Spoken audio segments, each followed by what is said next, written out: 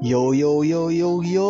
Magandang araw nga sa inyong lahat. Nandito na naman ako para mag-re-unboxing ng aking Gear Cube. Ang kulit no? Re-unboxing pero walang box. Cube na agad.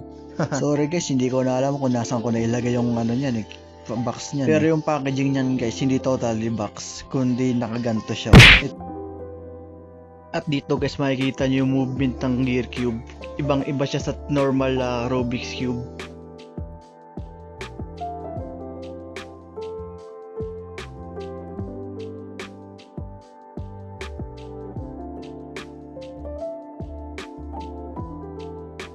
Hala ka, nasira, lagot ka. Hindi, joke lang guys. O diba, naayos na ulit. Haha.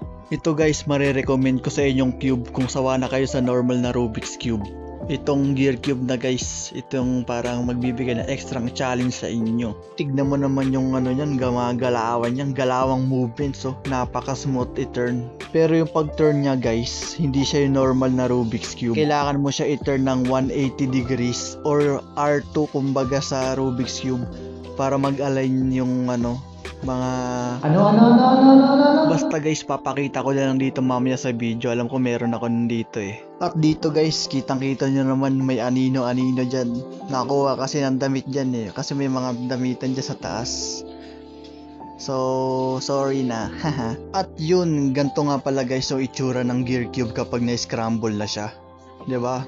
Parang medyo magulo lang siya. Ay malamang, in-scramble mo di magulo talaga. At dito guys, tawang scramble lang ako ng Gear Cube ko dito. Kasi medyo nadadalian ako Gusto ko guys, may extra challenge kapag binuo ko to. At to nga pala guys, yung pagbuo ko dito sa Gear Cube na to is intuitive or yung sariling ko lang siya, gut feel ko kung paano siya buuin. Pero feeling ko guys, nanood ako na YouTube dito ng tutorial kung paano bumuo ng Gear Cube dati. At madali lang naman talaga bumuo ng Gear Cube guys Ang kaso lang guys, yung Gear Cube ko na to is may extra step siya na kailangan mo gawin para mabuo mo talaga siya totally. At ito nga pala guys yung sinasabi kong extra step para mabuo tong Gear Cube na to. Itong nasa gitna na to. At ito nga pala guys yung itsura ng Gear Cube na level 1. Yung sa akin kasi guys level 2 na yun may extra step nang gagawin. Ito kasi guys wala nang paliwanag. Isolve mo na yan boy. At dito nga guys makikita nyo yung daliri ko paturo-turo dyan.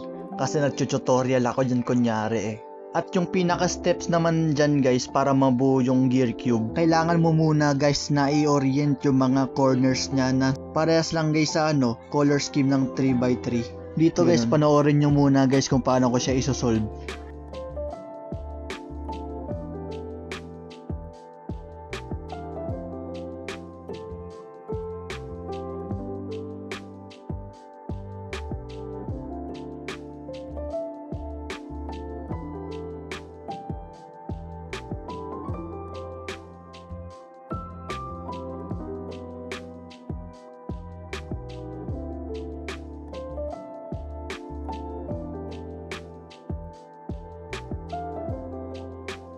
At dito guys, kung tama na yung orientang mga corners nyo, tapos yung nasa loob nya, ganito na lang gagawin mo dyan guys. So iikot-ikutin mo lang yan hanggang sa pumantay siya dun mismo sa cube. Yan, ikot-ikot lang guys yan, pantay na.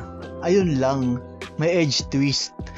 Dito guys sa Gear Cube, napaka-imposibleng magka-corner twist kagaya sa mga 3x3. Dito guys, edge twist yung naiikot, hindi yung corner guys. Gaya rin guys na mga normal na 3x3 na Rubik's Cube, itong Gear Cube kapag nag-edge twist siya, di higpitan nyo lang yung screw, ganun lang kasimple. At yun, dito nga guys, nag-isang solve pa ako dito sa Gear Cube na to. Tara, panoorin natin kung anong mga pinagkagagawa ko dito.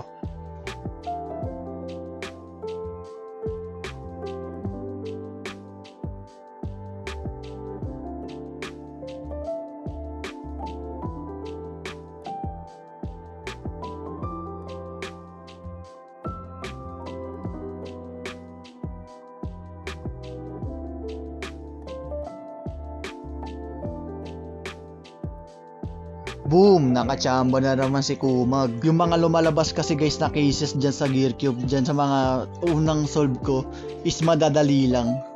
Uy, ano yun? Bakit ka naghahagis dyan, boy? At dito nga guys, hinagis ko dito yung screwdriver kasi bala kong buksan tong Gear Cube. Sheesh! Matagal na to sa akin Gear Cube na to guys. I think mga 2019 ko pa siya nabili. Pero ngayon ko pa lang siya bubuksan. O titignan yung kung anong klaseng mechanical ano dyan sa loob ng Gear Cube. At dito guys, magbibilang tayo in 3, 2, 1. Sheesh! Alam nyo ba guys, yung unang bukas ko dito, nagulat talaga ako. Tignan nyo naman yan guys, oh. Boom! Ang daming screw niyan. Bawat gilid-gilid. bawat corner pit, edge pit. Punong-puno na screw. Putik na yan. At yun, dito nga guys, tamang kilatis lang talaga ako sa loob ng Gear Cube na to. Kung paano siya nagana, kung bakit ganito yung mga mechanical design niya, mga ganon. Mga scientific method. Di ko na alam mga pinagsasasabi ko dito. At dito nga guys, tinanggal ko yung edge part ng Gear Cube na to. At yun, kaya para naka-screw siya guys. Ay, para di siya matanggal sa pagkakadikit. Syempre, malamang naka-screw eh. Tapos guys, yung yung mga gear na yan. Basta guys, yung logo ng settings ng mga cellphone natin, yung garon yung itsura. Kaya pala naka-screw yun. Kasi kapag i-return mo yun, di siya matatanggal. Tapos, yung mga di ba guys, makikita nyo, kusa siyang parang napasok doon, na-pitch siya. Tapos sabay kusa siya. Basta gets nyo yun guys. Alam nyo na yun. Ayun yung perfect na pag i-return mo, sakto doon sa may butas ng isa. Uy, ano yun? At dito nga guys, inilalagay ko na yung mga part na pinagtatanggal ko, yung mga screw, yan, binabalik ko na siya. Kasi babalik ko na sa dati yung Gear Cube ko kasi ayoko magka-problema. Yeah.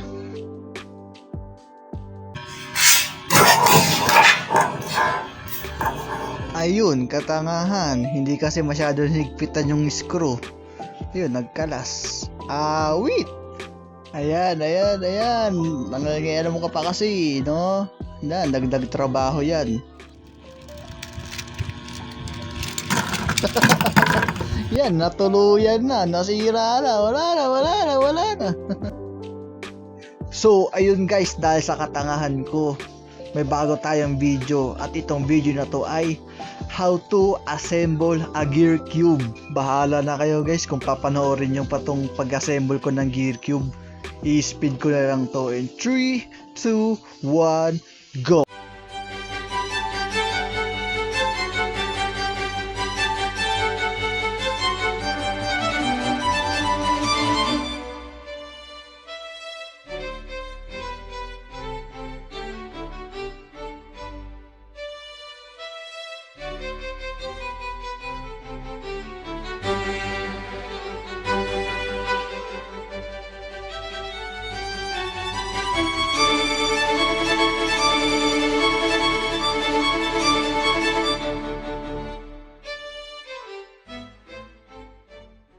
At yun, tapos na nga ang ating bakit ganyan, buisit. Almost 5 minutes ako nag-assemble ng Gear Cube, tapos edge twist pa, buisit na ayan, okay na, pwede na. Higpitan mo na yan boy sa susunod para hindi na sumabog ulit Thank you sa'yo, Yun, ayos na, pwede na ulit laruin.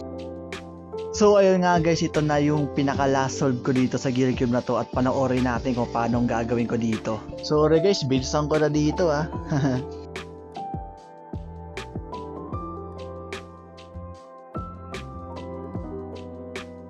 Ayan na guys, ito na yung sinasabi ko guys na hindi madaling case para sa akin sa intuitive ko sa pagbuo ng Gear Cube na to. Alam ko may algorithm dito pero hindi ko alam kung ano yun. At ayun, tamang hula-hula lang ako dito hanggang sa tumama. Kaso lang, paulit-ulit lang ang pinaggagawa ko dito. Tingnan nyo guys, makikita nyo.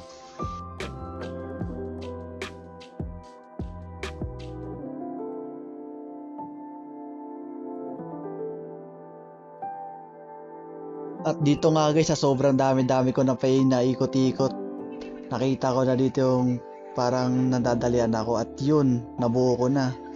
At tamang ikot-ikot na lang ako hanggang sa mabuo at bang, tapos na. Yun. At yun, kung gusto nyo guys matry itong gear cube na to, ilalagay ko lang sa description box at subscribe. I love you all. Mwah!